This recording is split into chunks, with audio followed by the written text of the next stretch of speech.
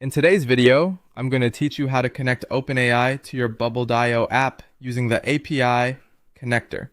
First, open your Bubble.io app and go to the plugins section. From there, install the API connector plugin if it is not already installed. This plugin is what allows your Bubble app to communicate with external services through API calls, and it is the foundation for everything we're setting up in this tutorial. Once the plugin is installed, open the API connector. Click the option to add another API and give it a clear name, such as OpenAI.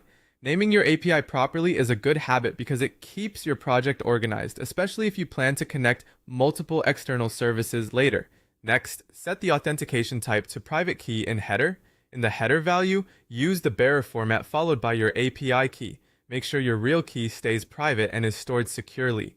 Never expose private credentials in public-facing elements of your app. This authentication method tells Bubble to include your secret key with each request so the OpenAI service can verify access.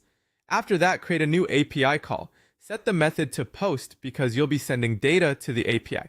Then enter the endpoint URL for chat completions and set the data type to JSON. This is important because the request body you send will be structured in JSON format, which the API expects. Now paste in the standard JSON body for the request. Inside that body, include a dynamic parameter called prompt for the user input. This allows your Bubble app to send different text each time the workflow runs instead of sending the same fixed message every time. Using a dynamic parameter is what makes the integration actually useful in a live app because it connects the API call to real user actions and input. Once the body is in place, initialize the call. This step lets Bubble test the request and understand the response structure coming back from the API. If initialization succeeds, save the call. If it doesn't, double check the endpoint, authentication format, and JSON structure, because even a small formatting issue can prevent the request from working properly. Finally, trigger this API call inside your Bubble workflows. That's where you connect the API request to a button click, form submission, or any other event in your app.